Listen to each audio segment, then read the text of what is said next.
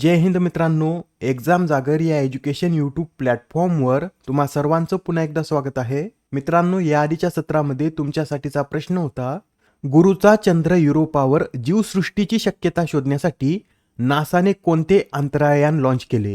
या प्रश्नाचं योग्य उत्तर आहे पर्याय क्रमांक 1, म्हणजेच नासाने युरोपा क्लिपर हे यान लॉन्च केलं आहे. हे जे अंतराळयान आहे हे 14 ऑक्टोबर रोजी लॉन्च करण्यात आलं असून या यानाच्या प्रक्षेपणासाठी स्पेसएक्स फाल्कन हेवी या रॉकेटचा उपयोग करण्यात आला. आता हे जे अंतराळयान आहे हे 2030 साली गुरुच्या कक्षेत पोहोचेल. आजच्या सत्राचा पहिला प्रश्न पहा. 2024 साठीचा युनिचर नॅन्सेन रेफ्युजी पुरस्कार कोणाला जाहीर झाला? तर आता 2024 सालासाठीचा युनिचर नॅन्सेन रेफ्युजी पुरस्कार हा रोसिटा मेलिसी यांना जाहीर झाला आहे. या ज्या रोसिटा मेलिसी आहेत या ब्राझील या देशाच्या असून त्या एक नन आहेत, याबरोबरच त्या वकील सुद्धा आहेत. त्यांनी गेल्या 40 वर्षात विस्थापित झालेल्या लोकांच्या हक्कांसाठी आणि सन्मानासाठी काम केले. यासाठी त्यांना आता या पुरस्काराने सन्मानित करण्यात आला आहे. हा जो युनिचर नॅन्सेन रेफ्युजी पुरस्कार आहे याची स्थापना 1954 मध्ये करण्यात आली असून हा पुरस्कार विस्थापितांसाठी कार्य करणाऱ्या व्यक्तींना देण्यात येतो. मित्रांनो, रिजनल कॅटेगरीमध्ये हा पुरस्कार एकूण 4 व्यक्तींना जाहीर झाला असून यामध्ये आफ्रिकेच्या मेमोना बा, युरोपच्या जीन दावोद, मध्य पूर्व आणि उत्तर आफ्रिकेतील नादा फाडोल, तर आशिया पॅसिफिकमधील दीप्ती गुरुंग यांचा समावेश आहे. या ज्या मेमोना बा आहेत या बुर्किना फासोमधील एक कार्यकर्ते असून यांनी 100हून अधिक विस्थापित मुलांना शिक्षण देण्याचं कार्य केलं आहे. जिम दाऊद या एक सामाजिक उद्योजक असून त्यांनी अपघातग्रस्त निर्वासितांना मोफत मानसिक आरोग्य सहाय्य प्रदान केलं आहे. नादा फाडोल यांनी सुदानमधून इजिप्तमध्ये जाणाऱ्या निर्वासितांना मदत केली आहे. तर दीप्ती गुरुंग यांनी नेपाळच्या नागरिकत्व कायद्यात सुधारणा करण्यासाठी मोहीम चालवली होती. प्रश्न क्रमांक 2, अलीकडेच चर्चेत असलेल्या नागरिकत्व कायद्याच्या 6 अविभागात कोणत्या राज्यातील स्थलांतरितांना भारतीय नागरिकत्व देण्याची तरतूद आहे? तर या नागरिकत्व कायद्याच्या 6 अविभागात आसाम या राज्यातील स्थलांतरितांना भारतीय नागरिकत्व देण्याची तरतूद आहे. बरं, सध्या हा 6 अविभाग चर्चेमध्ये का आला आहे? तर आता नागरिकत्व कायद्याचा 6 अविभाग घटनात्मकदृष्ट्या वैध असल्याचा निर्वाळा सर्वोच्च न्यायालयाच्या 5 सदस्यीय खंडपीठाने 4-1 या बहुमताने दिला आहे. त्यासाठी 6 अविभाग सध्या चर्चेमध्ये आहे. बरं, हा 6 अविभाग घटनात्मकदृष्ट्या वैध नसल्याचं मत कोणत्या न्यायाधीशानं नोंदवलं आहे? तर न्यायमूर्ती जे.बी. पारडीवाला यांनी 6 अविभाग वैध नसल्याचं मत नोंदवलं आहे. लक्षात ठेवा, या निर्णयामध्ये फक्त जे.बी. पारडीवाला यांनीच वेगळं मत मांडलं आहे. आणि या 6 अला कोणी कोणी समर्थन केलं? तर सरन्यायाधीश डी.वाय. चंद्रचूड, न्यायमूर्ती एम.एम. सुंदरेश, न्यायमूर्ती मनोज मिश्रा व न्यायमूर्ती सूर्यकांत यांनी या 6 अविभागाला समर्थन दिलं आहे. या 6 अविषयी हे सुद्धा नोट करून घ्या. यामध्ये 1 जानेवारी 1966 ते 25 मार्च 1971 या काळात आसाममध्ये आलेल्या स्थलांतरितांना भारतीय नागरिकत्व देण्याची तरतूद आहे. हा नागरिकत्व कायद्याचा 6 अविभाग आसाम करारा अंतर्गत समाविष्ट करण्यात आला आहे. बरं, आसाम करार कधी करण्यात आला होता? तर 1985 मध्ये हा करार तत्कालीन राजीव गांधी सरकार आणि आसू या संघटनेत करण्यात आला होता. अत्यंत महत्त्वाची न्यूज आहे, सर्व पॉईंट नोट करून घ्या. येणाऱ्या एक्झाममध्ये आपल्याला निश्चित यावर एखादा प्रश्न पाहण्यास मिळेल. नेक्स्ट क्वेश्चन पहा. देशातील पहिले हिंदी साहित्य संग्रहालय कोणत्या राज्यात स्थापन करण्यात येत आहे?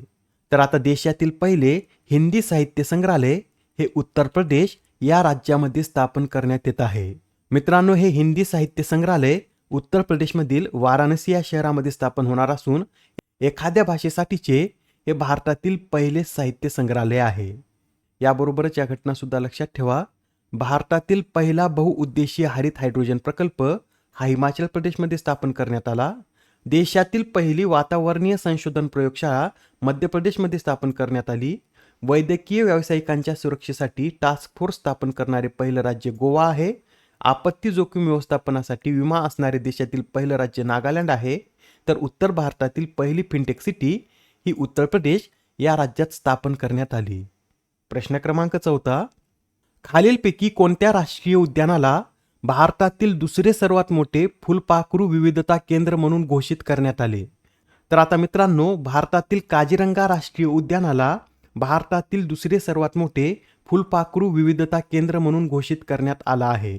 याआधी अरुणाचल प्रदेशातील नामदफा राष्ट्रीय उद्यानाला भारतातील पहिले फुलपाखरू विविधता केंद्र म्हणून घोषित करण्यात आलं होतं व त्यानंतरचं काझीरंगा राष्ट्रीय उद्यान हे भारतातील दुसरे सर्वात मोठे फुलपाखरू विविधता केंद्र बनले आहे.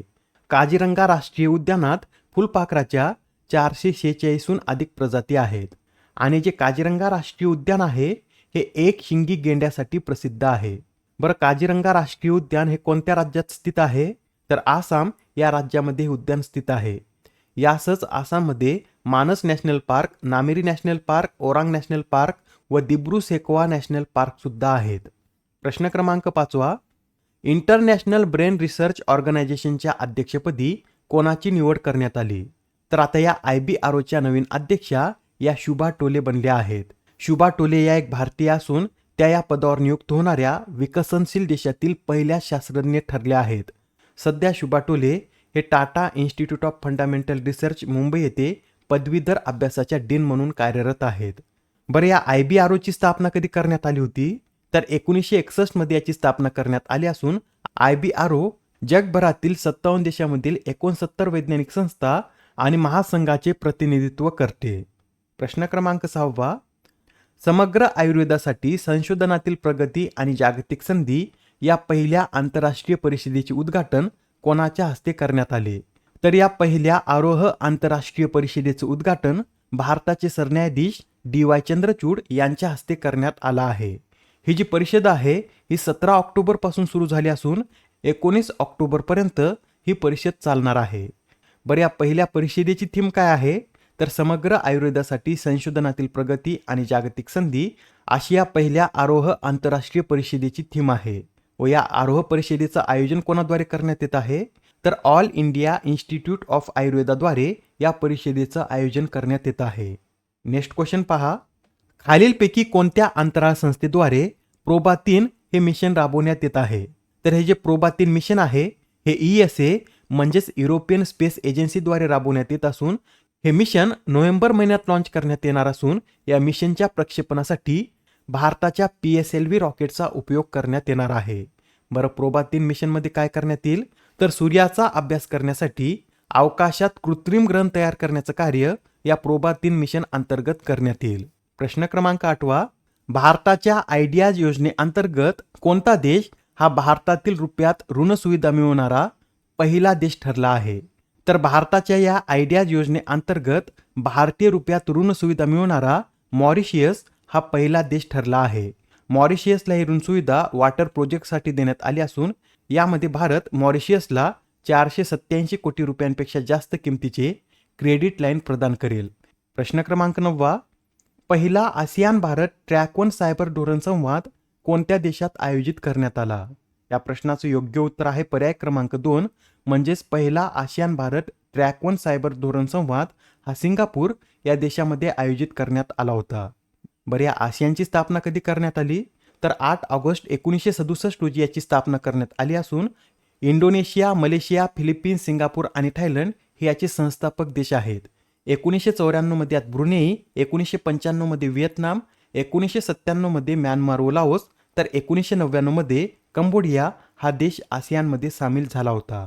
आसियानचं मुख्यालय कुठे स्थित आहे?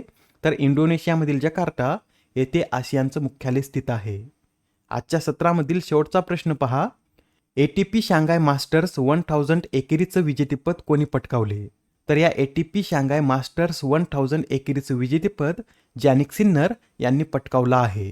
जॅनिक सिन्नर यांनी अंतिम सामन्यात नोवाक जोकोविच यांना हरून या स्पर्धेचं विजेतेपद पटकावलं आहे. जॅनिक सिन्नर हे सध्या टेनिस क्रमवारीत पहिल्या स्थानावर आहेत. बरं, जॅनिक सिन्नर हे कोणत्या देशाचे खेळाडू आहेत? तर इटली या देशाचे ते खेळाडू आहेत आणि जे नोवाक जोकोविच आहेत हे सर्बिया या देशाचे खेळाडू आहेत. आजच्या सत्रामधील तुमच्यासाठीचा प्रश्न पहा, 100 आंतरराष्ट्रीय सामने खेळणारी भारताची पहिली महिला फुटबॉलपटू कोण ठरली आहे? आता या प्रश्नाचं उत्तर कमेंटमध्ये देण्याचा प्रयत्न करा. उत्तर चुकलं तरी काय हरकत नाही, कारण ज्यावेळेस तुम्हाला या प्रश्नाचं योग्य उत्तर माहीत होतं त्यावेळेस हा प्रश्न तुमच्या दीर्घकाळापर्यंत लक्षात राहतो. तर आता पुढच्या सत्रामध्ये पुन्हा भेटूया. धन्यवाद.